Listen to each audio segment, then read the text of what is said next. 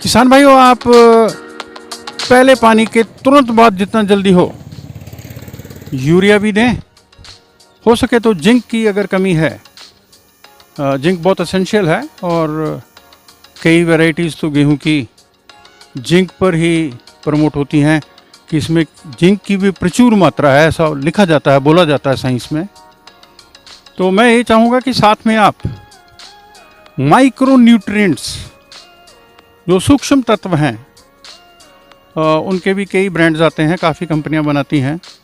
तो आप सूक्ष्म तत्वों को, माइक्रो न्यूट्रिएंट्स को भी जितना जल्दी हो डाल सकते हैं इन खेतों में जहां आपने पानी दे दिया है। सभी किसान भाइयों को नमस्कार।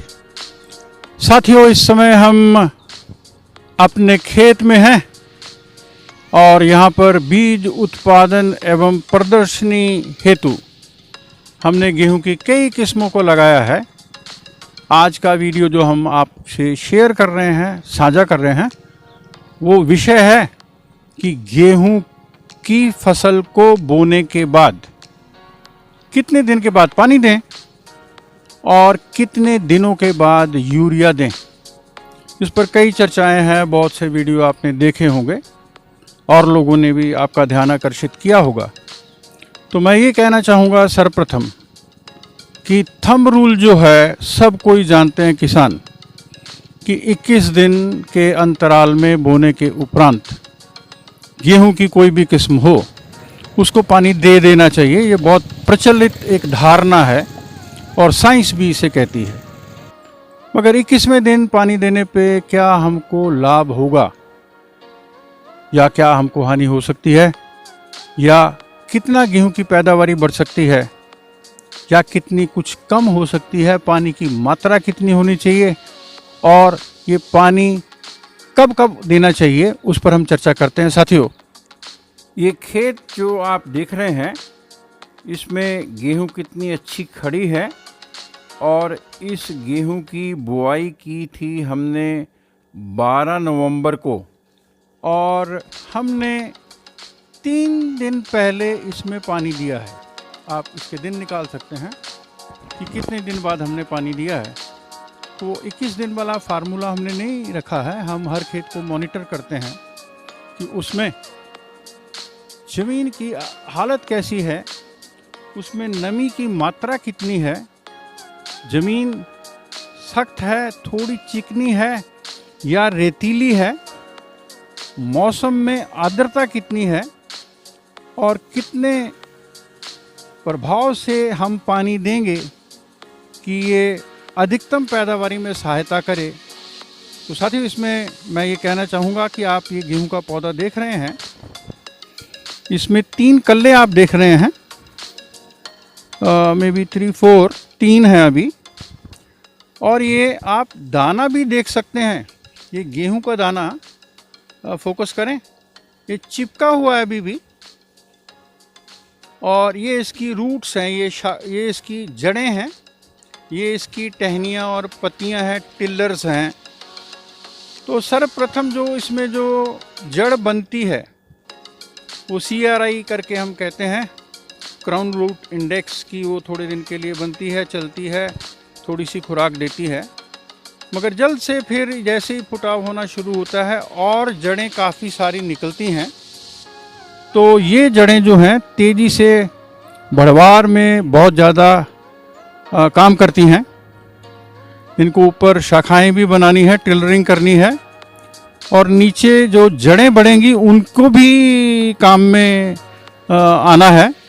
तो इस संदर्भ में आप अपने खेत में ज़रूर देख लें कि ये दूसरी जड़ें जो हैं, क्राउन रूट जो हैं, उसके अतिरिक्त बननी जब शुरू हो जाएं तो पौधे में विभिन्न प्रकार की जो प्रक्रियाएं हैं फिजियोलॉजिकल, वो बहुत ज़्यादा काम करती हैं। पौधे को बहुत अच्छी खुराक चाहिए होती है, उसको पानी चाहिए होता है, उसको नमी चाहिए होती है, उसको आर्द्रता चाहिए होती है, उसको ठंडा मौसम चाहिए होता है। तो आप उस समय पानी देंगे जब आप देख लेंगे कि इसकी जड़ें जो हैं विकसित होनी शुरू हो गई हैं और 1-2 टिलर्स पे भी निकलने शुरू हो गए हैं। उसमें मेरी सिफारिश ये है, मेरी क्या, ये वैज्ञानिकों की है कि आप हल्का सा पानी देंगे। पहला पानी जो है, अगर पहला पानी ज़्यादा दे दिया और ट्यूबवेल खुला चल गया और पानी ज़्यादा आने पे इसके पत्ते पीले पड़ गए, भगवान जी करे ऐसा किसी के साथ नहीं हो, तो पीले पत्ते पड़ जाने पे फिर आप लगभग हर प्रकार की चाहे कोशिश कर लें, फिर ये सुधरता नहीं है।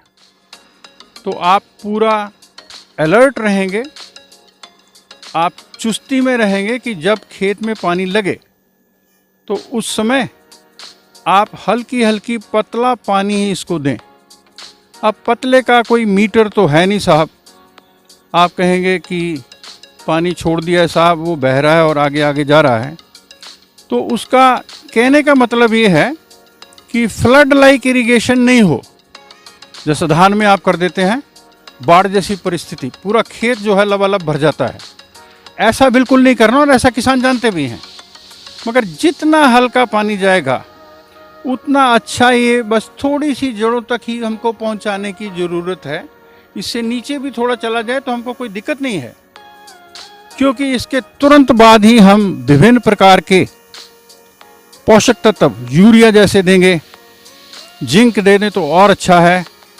अगर आप इसमें तरह तरह के और खनिज देते हैं जो रिकमेंडेड हैं, जो सिफारिश में हैं, तो वो भी बहुत कम दूरी पे ही जाएंगे और जट से जड़ों के द्वारा जो रूट हेयर्स हैं, जो जड़ों के छोटे छोटे ये लगे हुए हैं बाल जैसी परिस्थितियाँ, ये एब्जॉर्ब करते हैं, इन्हीं के द्वारा पानी शोषित होगा। और पानी के साथ साथ यूरिया तो नाइट्रोजन देगा ही, जिंक भी देगा अगर आप डालते हैं, और अगर आप और एडिड मिनरल्स भी देते हैं, जिन तत्वों की कमी है। तो आपने ज़्यादा भी नहीं देना है कि हमने कह दिया तो आप जिंक भी देना शुरू कर दें, मिनरल्स भी देना शुरू कर दें और उसको ज़रूरत हो नहीं, तो खाम का खर्चा भी नहीं बढ़ाना है। और पहला पानी निर्धारित करेगा कि आपकी पैदावारी कितनी होगी, क्योंकि इस समय पौधा बहुत ज़्यादा काम कर रहा होता है।